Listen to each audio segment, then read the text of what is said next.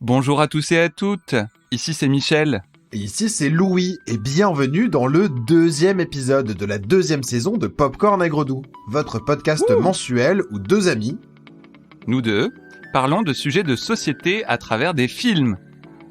Tout d'abord, un grand merci à toutes celles et ceux qui nous écoutent régulièrement et qui nous envoient des messages d'amour.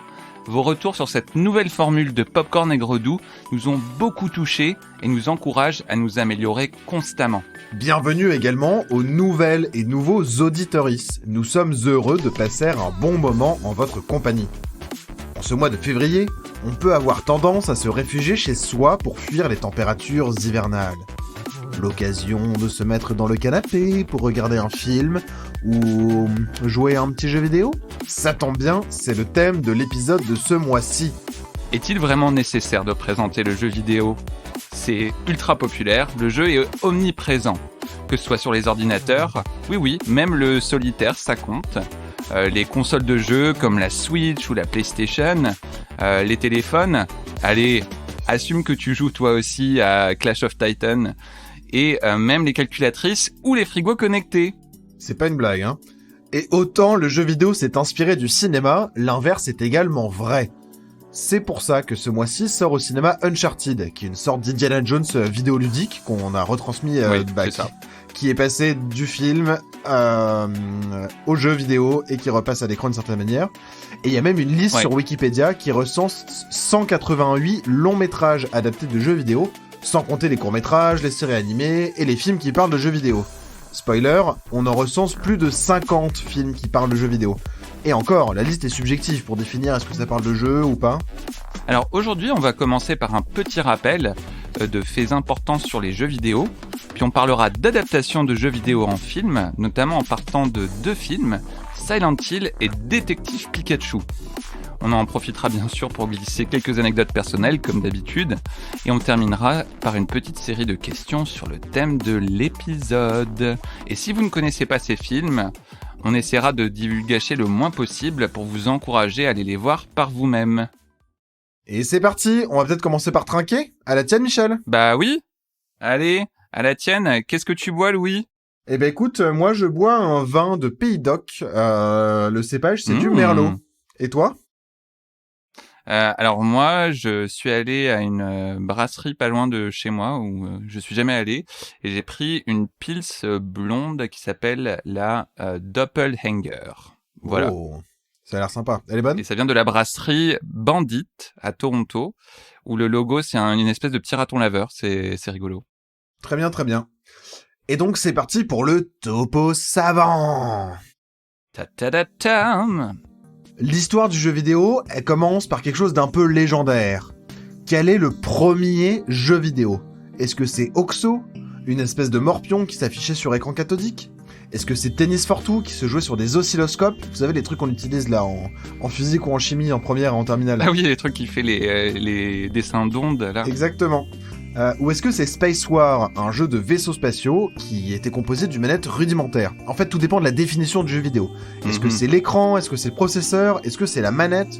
Aujourd'hui, on a un peu balayé tout ça, et on se dit que c'est plutôt l'usage qui fait le jeu vidéo. On constate qu'en tout cas, c'est plutôt dans les années 50-60 que commence l'histoire du jeu vidéo. Quelques grandes dates, Michel.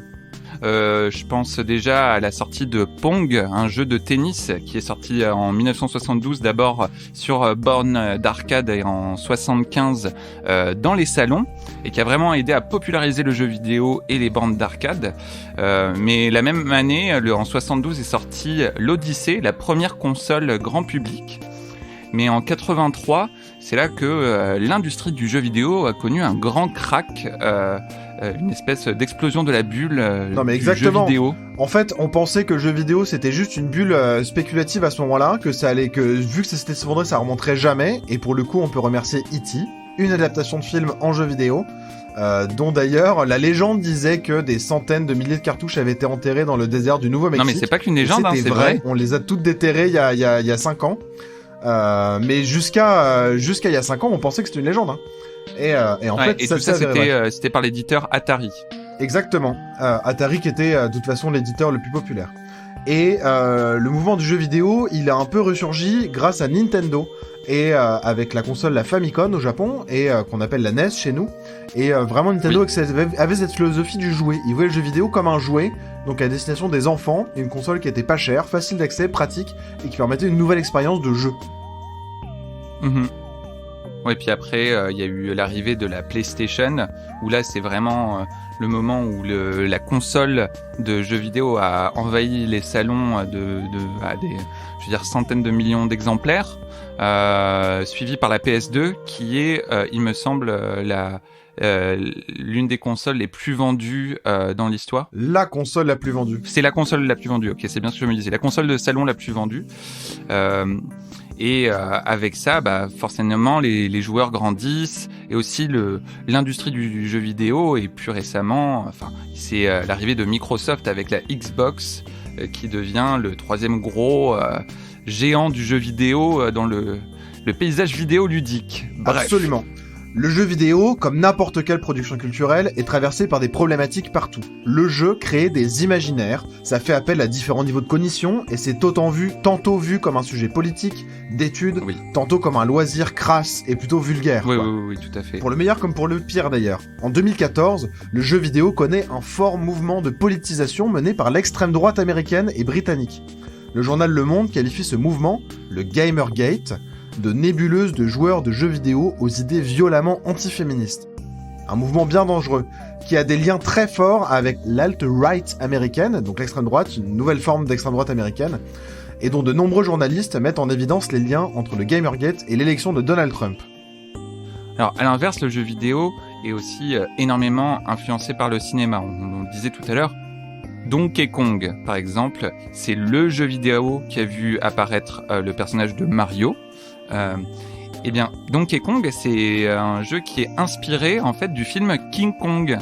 Et vous avez déjà probablement regardé des cinématiques de jeux vidéo.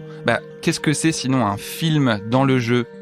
Il y a d'ailleurs de célèbres sagas du jeu vidéo qui se réclament du cinéma, comme par exemple la série des Metal Gear Solid, où c'est évident, en tout cas c'est une assumption de la part de son directeur, que le cinéma a énormément influencé l'œuvre. Mais c'est aussi le cas par exemple du genre du Battle Royale, un genre de jeu vidéo dont le représentant le plus connu est Fortnite, qui doit être aujourd'hui un des jeux les plus joués, et le nom de ce genre, Battle Royale, vient d'un film japonais éponyme.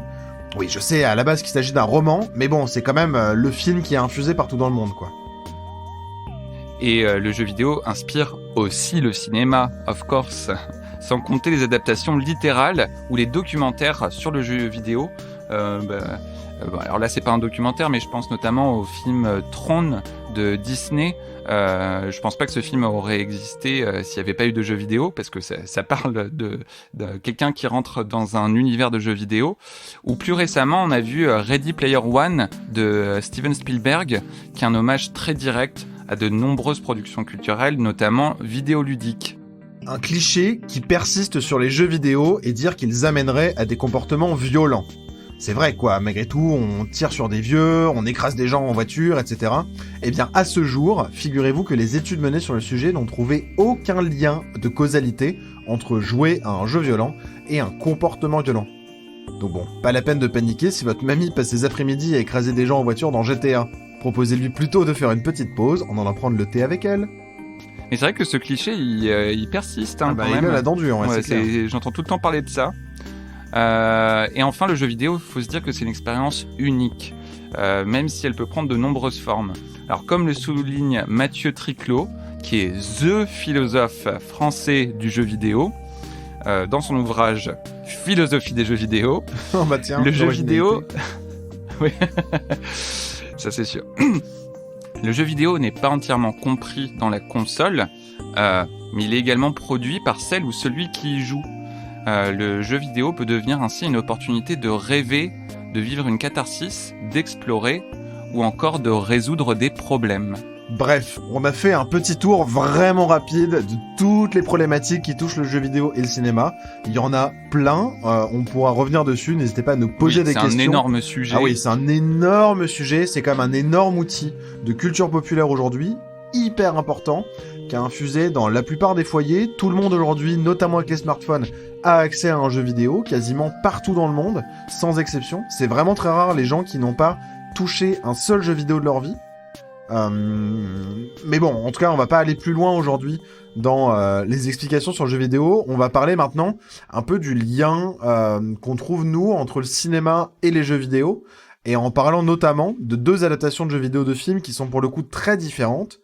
Silent Hill de Christophe Gans, qui est une adaptation du jeu vidéo du même nom, et Détective Pikachu de Rob Letterman en 2019, qui lui est une adaptation également d'un jeu vidéo qui s'appelle Détective Pikachu, mais dont l'univers est plus connu pour la saga de jeux Pokémon.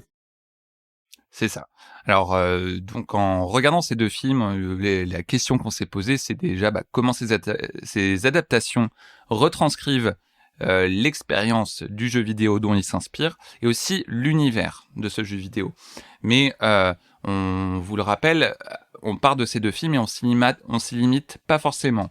On va aussi essayer au maximum de ne pas spoiler, en tout cas pas sans vous avertir. L'idée, c'est plutôt de vous donner envie de les voir et d'aller checker les autres références dont on va parler. Alors, Louis, Oui. par quel film est-ce que tu veux commencer ? Eh bah, écoute, je pense qu'on peut commencer par Silent Hill, parce que c'est déjà une de mes sagas préférées de jeux vidéo. Oui, c'est vrai. Je me suis notamment acheté des consoles uniquement pour jouer à des opus de la saga.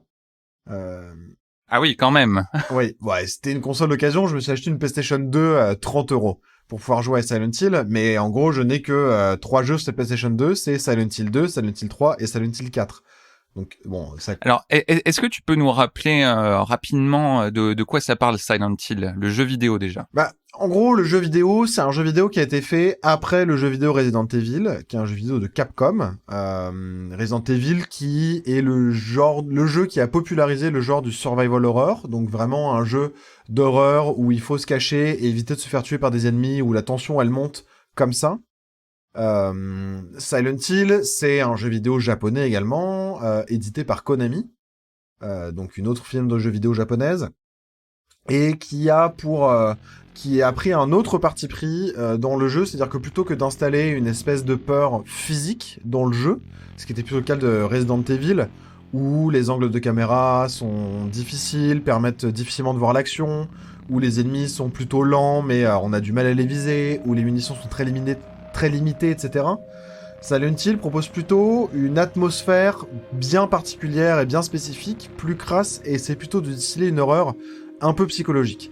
C'est même d'ailleurs avec le 2e jeu vidéo, Silent Hill 2, sorti sur PlayStation 2, que la saga a vraiment connu un énorme regard critique positif sur sa carrière, parce que là on entrait vraiment dans autre chose et dans une matière différente. Donc en gros, Silent Hill, on est plongé dans une ville, souvent c'est un personnage qui cherche un enfant ou un proche, plongé dans une ville qui se transforme en une cité cauchemardesque où en gros tous nos cauchemars ou une partie de nos cauchemars prennent vie et on est pris dans une espèce de complot religieux et politique. C'est à peu près ce qui se passe dans le film d'ailleurs. Qu'est-ce que t'en as pensé toi ? Alors moi j'ai jamais joué au jeu Silent Hill, mais comme je suis un fan de jeux vidéo, je connais quand même la saga, voilà, ne serait-ce qu'en t'en parlant, et puis je me suis renseigné dessus. Ce que j'ai bien aimé dans le film Silent Hill déjà, c'est que je trouvais que en tant que film, c'était un bon film d'horreur psychologique avec des visuels forts, mais qu'en plus il y avait un véritable effort de retranscrire un peu l'expérience de jeu. Tu le vois ça par des plans qui rappellent des plans de jeu, la musique qui s'inspire des jeux Silent Hill, et aussi même dans la narration, il y a quelque chose où on va dire le personnage principal, je veux dire, passe par des épreuves successives où c'est le personnage de Rose, donc la mère qui cherche sa fille dans ce film, passe d'un lieu à un autre en essayant de résoudre des énigmes. Mais pour moi d'ailleurs, voilà. C'est presque pour le coup un des défauts du film en fait. Ouais. Parce que en l'occurrence, on n'est pas en train de jouer à un jeu. Et autant dans un jeu, c'est pas gênant de passer 2 heures à essayer de trouver une clé pour ouvrir une porte et à faire des détours de couloir un peu inutiles mais dans l'espoir de trouver la bonne clé en forme de trèfle qui va ouvrir la porte en forme de trèfle. Autant dans un film, je trouve que c'est pas forcément super intéressant à regarder. Ouais. Et ça fait d'ailleurs un film qui est un peu étonnant parce que si on sait pas du tout que c'est une adaptation de jeu vidéo, on peut, à mon avis, se retrouver dans une espèce de spirale de narration à se dire, en fait, je comprends pas tout à fait pourquoi est-ce qu'on est en train de me montrer ça, des trucs super anodins dans des lieux pas très importants, quoi. Mais je suis d'accord que au final ça marche pas super bien, mais je salue l'effort quand même parce que je trouve que souvent dans les adaptations de jeux vidéo à l'écran, il y a un peu cette déconnexion avec l'expérience du joueur où ça se concentre peut-être un peu trop sur l'univers ou l'histoire du jeu vidéo d'origine, sans prendre en compte le fait que à la base c'est une expérience particulière, l'expérience de jeu. Ouais, j'entends. Mais tu vois, mais c'est là où je trouve que c'est difficile d'adapter un jeu vidéo en film parce que, en fait, à part explorer l'univers, tu vois, en fait, enfin, l'expérience de jeu, c'est une expérience qui est très spécifique et qui est très difficilement retranscriptible. Et autant, tu vois, dans des films qui parlent de jeux vidéo, c'est aussi hyper difficilement retranscriptible. Je veux dire, Tron s'en sort plutôt bien et c'est un des premiers à le faire, sauf que quasiment tous les autres s'en sortent pas très bien quand même. Sur essayer de montrer, c'est que ça veut dire quoi être dans un jeu vidéo. On pourra peut-être parler, tu vois, de la saga Matrix aussi, et notamment de Matrix 4 qui revient encore une fois sur ça, et où bon, ça pose quand même un peu des questions, quoi. Moi, il y a un film que j'ai vu récemment dans l'avion qui s'appelle Free Guy, et c'est un film qui part, où le personnage principal c'est un personnage de jeu vidéo, donc qui est pas conscient, qui est un personnage de jeu vidéo et qui au fur et à mesure prend de plus en plus conscience et je veux dire, c'était plutôt une bonne surprise, tu vois, un peu comédie d'action débile, mais où je trouvais que pour le coup il y avait vraiment un effort sur le fait de qu'est-ce que ça fait d'être ce personnage de jeu vidéo Ouais, qui mais tu vois, essaie là en de... l'occurrence, du coup, on se dit pas on va adapter les Sims en film en fait, tu vois, et où les Sims, ils se posent la question, ça veut dire quoi d'être vivant, tu vois. Ouais. Et c'est là où je trouve que c'est toujours un peu délicat et Silent Hill tombe un peu dans le piège, un peu à l'inverse. Il y a les jeux vidéo de David Cage, qui a fait par exemple Heavy Rain ou Beyond Two Souls, qui sont des espèces de jeux un peu un film interactif, en tout cas à flirter un peu avec la limite. Et où en fait, pour moi, j'en ai joué, hein, mais je trouve que c'est du coup des mauvais jeux vidéo, parce qu'en fait c'est pas très intéressant à jouer, et des mauvais films. Et en fait j'aurais préféré regarder ou un bon film avec ces thématiques-là, ou jouer à un bon jeu vidéo, où l'expérience de jeu elle est sympa. Et c'est un peu, pour le coup, même si Silent Hill c'est quand même une des meilleures adaptations de jeux vidéo au cinéma, parce que le niveau quand même est très très très bas. Je trouve que c'est pas non plus, je dirais pas que c'est un super film pour autant. Et je trouve que l'aspect à avoir vraiment voulu coller à une trame narrative de jeu vidéo, alors qu'en fait dans le jeu ça s'explique parce que il y a un joueur derrière une manette qui doit passer son temps et qui doit appréhender l'univers, etc. Le fonctionnement narratif d'un film c'est quand même très différent. Et je trouve que Silent Hill s'en sort pas si bien que ça à cet endroit-là. Ouais, mais c'est quand même un film. Je trouve très intéressant pour les ambiances qu'il crée. Ouais, carrément. Et bon, là, je vais avoir du mal à témoigner parce que j'ai pas joué au jeu, j'ai juste vu des vidéos, mais j'ai l'impression que c'est assez fidèle, justement à cette ambiance, à ce côté pesant.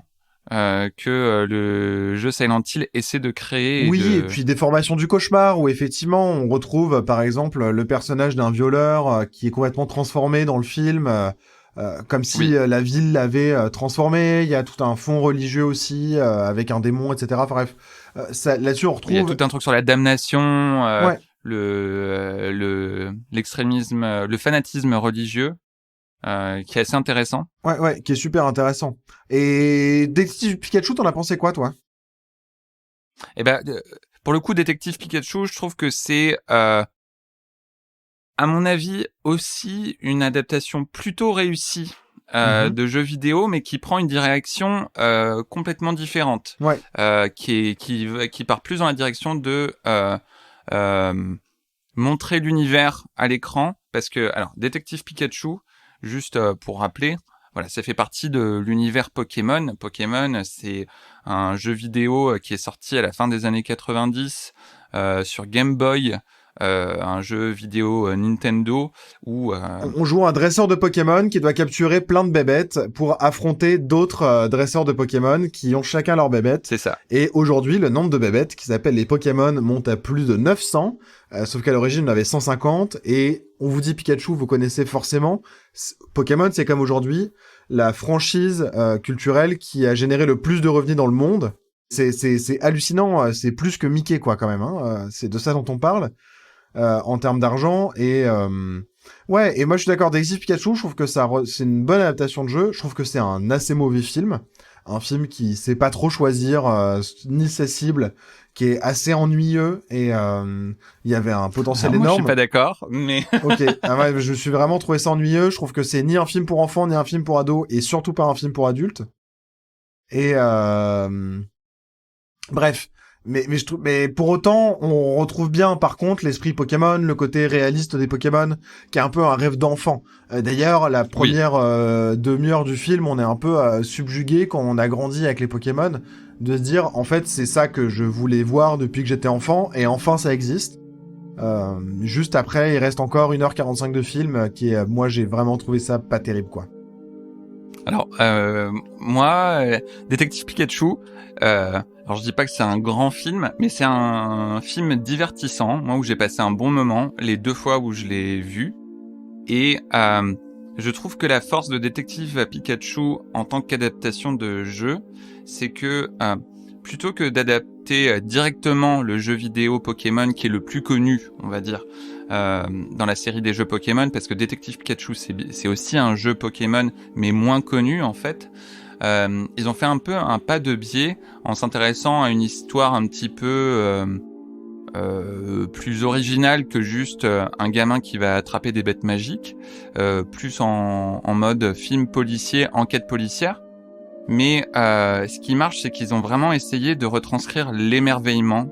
Et tu vois, tu disais tout à l'heure, on a l'impression que c'est pas un film pour enfants, ni un film pour adultes, ni un film pour famille.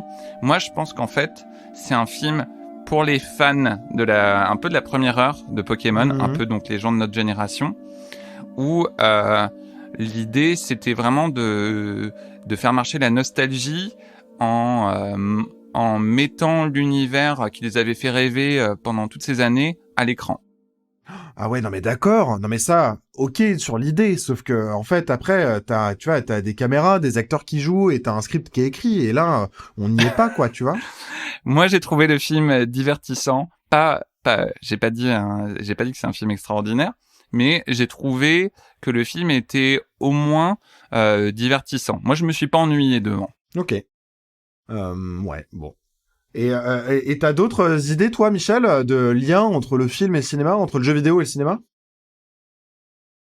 Bah que ce soit entre le jeu vidéo et le cinéma ou d'autres médias. Alors un film, moi qui m'a rappelé beaucoup l'expérience de jeu, c'est le film Hardcore Henry. Je sais pas si tu l'as vu. Pas du tout. C'est un film d'action à la première personne. Je crois que c'était adapté à la base d'un court-métrage où je vais dire, t'as vraiment l'impression que c'est un jeu d'action à la première personne, Okay. où t'es un type qui a un flingue et qui se bat contre des méchants, s'enfuit dans des voitures, vit des trucs de fou. Et je trouve qu'ils ont réussi à retranscrire ce côté immersif, parce que le jeu vidéo, même quand tu joues un personnage un peu fantaisiste, c'est toujours immersif. Ça a cette volonté d'être immersif, de se transférer dans la tête de ce personnage, de se dire bah c'est moi qui fais cette action. Ouais. J'ai bien aimé ça avec Hardcore Henry. Ok, ouais, c'est marrant.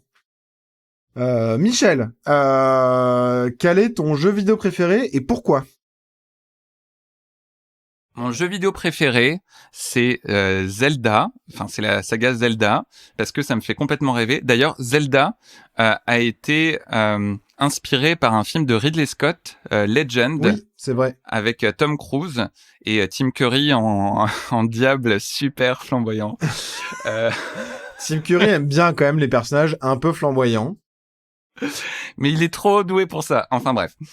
C'est la série Zelda parce que ça me fait vraiment rêver et j'ai particulièrement aimé Zelda Majora's Mask pour son côté un peu tordu qui était un petit peu sombre, et le dernier Breath of the Wild qui m'a beaucoup aidé mentalement pendant la pandémie, parce que ça me permettait d'explorer de super grands espaces et c'était vraiment apaisant pour moi.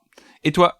Et ben moi aussi, je vais pas être très original, c'est Zelda, mais surtout moi j'étais marqué par les réponses de nos auditeurs. On avait posé la question. Alors dans l'eau, il y a Oui, Les Sims super connus, Final Fantasy, une saga de RPG japonais, mais qui est pareil ultra oui. célèbre. Il y a même eu un film Final Fantasy d'ailleurs. Euh, Oui, ben c'était le premier gros film en animation Absolument, photoréaliste. c'était un échec cuisant et malheureusement ça a forcé la fusion de Squaresoft avec un autre studio japonais et ça a un peu coulé. Ça a failli Ouais. tuer quand même le studio. Mais on a aussi Mario qui est je pense un personnage plus connu que Mickey d'ailleurs, Pokémon et les jeux sur téléphone. Michel, ta plus forte expérience de jeu vidéo? Ma plus forte expérience de jeu vidéo. Ben, je suis désolé, mais je vais repartir sur Breath of the Wild. Mais non, mais ça m'a vraiment marqué parce que j'étais pas bien mentalement à ce moment-là. Voilà, j'étais en isolement comme tout le monde au début de la pandémie, et c'était vraiment pour moi un moment pour m'échapper dans dans de grands espaces. Ça m'a fait beaucoup de bien. Ok, si t'étais un genre de jeu vidéo, tu serais lequel? Action aventure. Et toi? Action-aventure. Moi, je pense que je serais un jeu de plateforme un peu mignon dans un univers sympa mais un peu dangereux. Ok. Euh, Ton plaisir coupable de jeux vidéo ou d'adaptation de jeux vidéo? Mon plaisir coupable, ça veut dire quoi? Bah, un plaisir coupable, c'est genre un jeu vidéo ou une adaptation de jeu vidéo que tu aimes mais tu as un peu du mal à l'avouer. Je sais pas, moi j'en ai pas trop. Et toi? Moi, j'aime bien le film Super Mario Bros, qui est décrié comme un des pires films et pires adaptations de jeux vidéo Ça, au c'est un monde. vrai plaisir coupable. Michel, une chose que tu adores faire dans les jeux vidéo mais que tu ne peux pas faire dans la vraie vie. M'envoler. J'adorais le jeu vidéo Harry Potter et la Chambre des Secrets sur ma GameCube, juste parce que je pouvais prendre le balai et m'envoler et aller un peu partout dans le château. Trop bien. Et toi? Je sais pas, moi je pense que c'est vraiment le côté euh, exploration. Le jeu vidéo permet une exploration maîtrisée qui est en fait très rassurante, qui est très enivrante mais très rassurante. Et dans la vie, ça existe pas. Et j'aimerais bien quand même que parfois la vie soit un peu rassurante et intrigante comme un jeu vidéo, mais ça ne l'est pas. Mais c'est comme ça, c'est pas grave. As-tu déjà jugé quelqu'un à cause d'un jeu vidéo qu'une personne aime? Alors, je ne veux absolument pas insulter les gens qui aiment ce jeu, mais c'est quand je demande aux gens t'aimes les jeux vidéo, et le seul jeu vidéo qui me cite c'est genre FIFA, genre un jeu de foot. Et vous avez le droit d'aimer ce jeu, il y a pas de problème. Moi, c'est Ouais, pas mon genre de jeu. Mais c'est juste que je trouve que les jeux vidéo ont tellement plus à offrir que juste cette expérience. je suis Mais d'accord. après, Mais je tu pourrais sais, dire la moi même j'ai chose sur pire. quelqu'un qui aime Ce juste. que j'ai envie de répondre à cette question, bah, c'est les gens qui me disent non, moi je joue pas aux jeux vidéo de manière un peu dédaigneuse, mais qui en fait se tapent des heures de solitaire ou de démineur sur leur ordinateur, voire qui ont un obscur jeu sur leur téléphone et en fait ne pensent même pas que c'est un jeu vidéo parce que pour eux jeu vidéo c'est console, télé, violence. Et en fait c'est jouer au solitaire sur l'ordinateur, c'est une pratique de jeu vidéo. Tout simplement et moi c'est plutôt ça qui m'agace et les gens je les juge un peu par Ouais. rapport à ça quand même. Non, mais en vrai, Louis, tu juges beaucoup de monde en fonction des jeux vidéo. Tu m'en parles de temps en temps. Ah bon? Comme quoi? Mais là, j'en ai pas en tête, Ah bah mais tiens, c'est pratique ça. non, c'est juste C'est toi que je juge parce que tu joues à Animal Crossing. Animal Crossing, c'est très bien. Ta plus grosse déception liée aux jeux vidéo, c'est quoi? Ah, moi je pense que ma plus grosse déception liée aux jeux vidéo, c'est quand le jeu Silent Hills a été annulé. C'était une adaptation, enfin c'était un nouvel opus de cette saga qui était ça avait l'air trop bien. un peu à l'abandon et qui était fait conjointement par Hideo Kojima, donc la personne qui est derrière les Metal Gear Solid, qui est un vrai fanat et d'expérience de jeu et de cinéma et de narration, et Guillermo del Toro, qui n'est autre que le réalisateur du Labyrinthe de Pan. Oui. Ça avait juste Oui, l'air c'était vraiment un mariage cinéma-jeu vidéo parfait. trop génial, et Kojima s'est fait virer de Konami pour des questions de droit, etc. sur les jeux, et ça s'est été annulé. Et toi, t'en as une de déception liée à un jeu?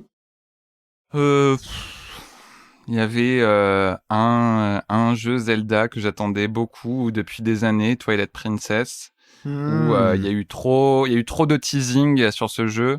Ils ont trop créé d'attentes vis-à-vis de ce jeu, et donc forcément, ça ne pouvait pas remplir toutes les attentes lorsque le jeu est sorti, même si c'est un jeu que j'aime bien. Tu sais d'ailleurs que j'ai appris, et ça m'a un peu rassuré, qu'en fait Twilight Princess c'est un jeu Zelda conçu pour le public américain. Intéressant. Et en fait, de Wind Waker, c'est pas très bien vendu, malgré tout, c'était quand même sur une pente décroissante. Et si Twilight Princess n'avait pas été un gros succès, c'est possible que la saga Zelda aurait été ralentie, ou en tout cas aurait été moins mise en avant. Et du coup, ils se sont dit, on va juste faire un Zelda pour les Américains. Et c'est pour ça que c'est réaliste, qu'on reprend les personnages de Ocarina of Time, qui était le jeu le plus vendu sur le territoire américain, etc. Ouais. Dans l'idée de faire un Zelda américain. Ce qui prend du sens. Le jeu vidéo que tu aimerais voir adapté en film, ce serait quoi et par qui surtout? Le jeu vidéo que j'aimerais voir adapté en film, c'est une question qui est vraiment difficile, mais je pense que ce serait un jeu avec un univers très fort. Pourquoi pas, par exemple, une adaptation de Hellblade, Senua's Sacrifice, donc qui est une héroïne de jeu vidéo dans une Picte dans le Moyen-Âge, du coup anglais, pas déficiente mais psychotique, qui souffre d'une maladie psychotique, qui cherche à retrouver son bien-aimé, et je verrais ça adapté par Darren Aronofsky. Et toi? Oula, le truc est super sombre. Ah bah, le mais truc ce serait trop bien. fatal, C'est vrai que... mais ce serait un super film. ça me fait rêver. Alors moi, un jeu vidéo... Alors je trouve qu'en général, les jeux vidéo sont mieux adaptés en animation qu'en live action. Ok. Je t'avoue que j'ai aucune idée. Je vais pas repartir. En fait, je vais parler que de Zelda. J'aimerais bien voir Zelda. J'aimerais bien voir une série non. Zelda. Mais en même temps, je me dis que ce serait nul parce que ça Elle pourrait existe pas. déjà, hein, la série Zelda. Je suis désolé de te l'apprendre. Ouais. Mais je pense pas que le scénario fonctionnerait bien parce qu'encore une fois, tout est par rapport à l'expérience. Ce qui est cool dans Zelda, c'est le gameplay. Donc le gameplay, c'est vraiment l'expérience du joueur. Qu'est-ce qu'on te fait faire pour Non, mais sinon, jouer, en fait, il faut faire un Seigneur des Anneaux si tu fais une série Zelda. Tu vois, Non, il mais faut c'est une trilogie de 3 films de 3 heures, quoi. Mais bon, du coup... Et Michel, il y a un truc dont on n'a pas parlé, mais tu te souviens qu'on allait voir Silent Hill au Gaumont-Calais avec ta mère? Oui. Alors, Louis et moi, on avait quoi? On avait 15 ans. On a décidé d'aller traîner ma mère pour aller voir Silent Hill, qui était en plus un film d'horreur interdit aux moins de 16 ans à l'époque. Ouais. Et on l'a traîné donc pour aller voir ça au cinéma. Ma mère, c'est quelqu'un de quand même d'assez sensible. Et il y a des scènes très violentes dans ce film. Et on est ressorti du film où ma mère était juste traumatisée. Un peu quand même des scènes presque parfois proches du torture porn à orientation érotique. Oui, non mais quand c'est même. ça. Il y a des scènes avec des fils de barbelés qui rentrent dans des gens et qui ressortent à des endroits qu'on n'a pas envie de voir. Et ma mère a été particulièrement traumatisée par le film. Et je me souviens qu'après, on allait manger dans une pizzeria à 3. Et toi et moi, on était trop en mode genre, ah non, mais c'était trop bien ce film. Et ma mère, genre, elle avait du mal à parler tellement elle était choquée. Non mais merci quoi. Merci. Non mais tu sais que ma mère c'est pas la bonne personne pour aller voir des adaptations de jeux vidéo. Je t'avais raconté quand j'ai été voir Pokémon 2 au cinéma. Oui. J'avais genre 10 ans et un des premiers traumatismes forts de Michel. Et ma mère s'est endormie pendant le film. Oui, non, mais ma pauvre maman, je l'ai traînée voir des films. Et ma mère s'est endormie pendant le film, mais je m'en suis pas rendu compte. Et, euh, et quand les lumières se sont rallumées, j'ai juste vu ma mère qui était les yeux fermés à côté de moi et qui faisait pas de bruit. Et j'ai commencé à paniquer. Parce que tu sais, j'essayais de la secouer, mais elle se réveillait pas. Et j'ai commencé à crier dans la salle de cinéma. Je me disais, ma mère est morte. Genre, le film a causé trop d'émotions fortes. J'ai genre, maman! Maman! Et elle a fini par se réveiller, mais ça a pris quand même du temps. Donc voilà. J'ai fait souffrir ma mère en lui imposant des adaptations de jeux vidéo Non, mais en au même temps, cinéma. franchement, c'est vraiment le genre de film, quand t'es adulte, tu pleures, quoi. Toi, est-ce que toi, t'as des anecdotes comme ça, avec des adaptations de jeux vidéo? Moi, je sais pas trop. Si. Moi, je me suis tapé Silent Hill 2, le film, parce que je voulais voir, et si... Autant les fans de Silent Hill, la série de jeux, étaient vraiment hargneux avec Christophe Gans, à tel point que certains lui ont envoyé des menaces de mort pour oser Oui, c'est adapter fou. Silent Complètement Hill au fou. cinéma. Euh, Autant le film s'en sort bien. Si on veut voir une mauvaise adaptation de Silent Hill, il suffit de voir le 2, qui est vraiment le Moi, je pire. me suis endormi devant et je m'endors rarement devant des films Ah non, mais comme c'est ça. vraiment le pire de ce qu'on peut imaginer d'un film d'horreur des années 2000, sauf que fait en 2000, je sais pas, 10 ou 12, un truc comme ça.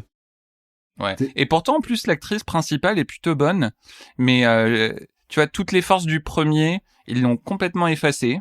Ah ouais, non, mais c'est nul. Le scénario est expédié. On a que des trucs qui n'ont aucun sens. Une espèce d'histoire d'amour complètement imposée et nulle. Or, dans le premier Silent Hill, il y a beaucoup de personnages féminins forts. Là, c'est pareil. C'est pour le coup, on adapte le Silent Hill dans lequel l'héroïne principale est une héroïne. C'est le seul de la saga, quand même. Et en fait, on la suborde à un jeune et faible. Enfin, ça n'a aucun sens. C'est vraiment nul. Oui, alors que le premier film, justement, euh, la première version du scénario, il y avait que des femmes. Mm. C'est ce que tu me disais, hein. Ouais, absolument. Et je veux dire, les personnages principaux sont des femmes. Je veux dire, c'est quand même un film de 2005, donc donc forcément les producteurs ont tapé du poing sur la table pour dire Mm, qu'il mm, mm. manquait vraiment un mec dans cette histoire. Donc il y a un personnage qui a été rajouté pour ça, mais c'est aussi intéressant de voir ça parce que le jeu vidéo c'est un milieu qui est plutôt décrit comme masculin. Donc de voir ça, une adaptation de jeu vidéo qui se concentre sur des personnages féminins, surtout dans un truc type horreur, c'était plutôt cool. Ah bah c'est clair, c'est assez rare quoi. Et si vous voulez en savoir plus, moi je vous recommande très très chaleureusement la série de vidéos réalisée par Karine Debache qui s'appelle Crossed, qui est une chronique, doit y avoir une vingtaine d'épisodes, ça passait sur jeuxvideo.com à l'époque. Je crois même que c'était financé par jeuxvideo.com à l'époque. Aujourd'hui c'est plus le cas, lui il fait autre chose, mais qui est une espèce de chronique vidéo sur des liens entre jeux vidéo et cinéma, c'est de super bonne qualité. Je vous recommande fortement. Il y a notamment un épisode sur Silent Hill où il montre bien aussi les enjeux de production, etc. Bref, c'est intéressant. Est-ce que t'as une dernière recommandation à faire en plus de ça?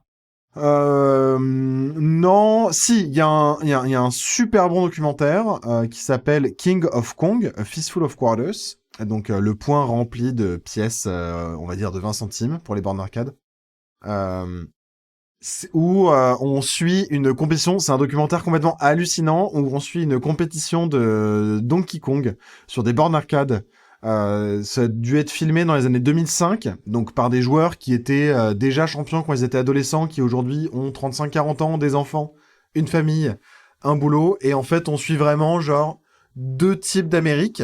L'américain premier partout, super texan, et de l'autre l'américain un peu débonnaire et qui veut juste passer un bon moment et qui en même temps un peu moyen partout mais qui peut arriver à l'excellence par son travail. C'est super bon, c'est un documentaire complètement fou où en fait bah, dans le monde du jeu vidéo quand même tout le monde est un peu timbré Oui, et c'est leur documentaire qui le retranscrit bien. je veux bien croire Et ça. toi, t'as une recommandation ultime?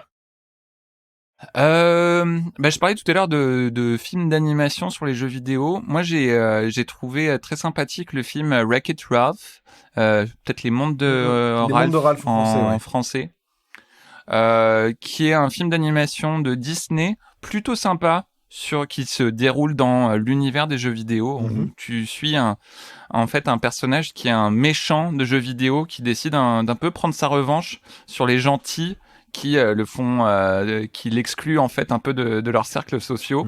Et c'est plutôt mignon, c'est plutôt drôle, et je trouve que c'est assez fidèle à l'univers du jeu vidéo plus qu'à l'expérience du joueur. Mais j'ai bien aimé ça. Et après, si vous cherchez un autre média, par exemple la musique, il y a la chanteuse Grimes, qui est une grosse gameuse, et qui écrit notamment des chansons inspirées par des jeux vidéo. Voilà. C'est l'heure de vous dire au revoir. Merci en tout cas d'avoir écouté cet épisode. N'oubliez pas de nous suivre sur les réseaux sociaux. On est présent sur Facebook et Instagram. Il y a également les réseaux du studio Flamboyance, qui est le studio qui produit Popcorn et Gredou. On vous recommande chaleureusement de suivre les autres podcasts du studio, comme par exemple le podcast Profession Podcaster. On apprend à devenir podcasteur avec un épisode par semaine. Et qu'on anime tous les deux aussi. Et qu'on anime tous les deux. Et si jamais vous vous ennuyez ou vous avez très envie de nous faire plaisir, suivez-nous, mettez 5 étoiles dans votre application. Spotify maintenant commence à le répandre. Je crois que c'est pas encore arrivé en Europe, mais en tout cas, faites-le. Si, moi j'ai pu le faire en France, de liker, de mettre des étoiles sur des podcasts. Voilà. C'était pas possible avant, donc faites-le, mettez-nous des commentaires, envoyez-nous des messages, des lettres d'amour parfumées, ça nous fera toujours plaisir. Allez, à dans un mois. À dans un mois, gros bisous.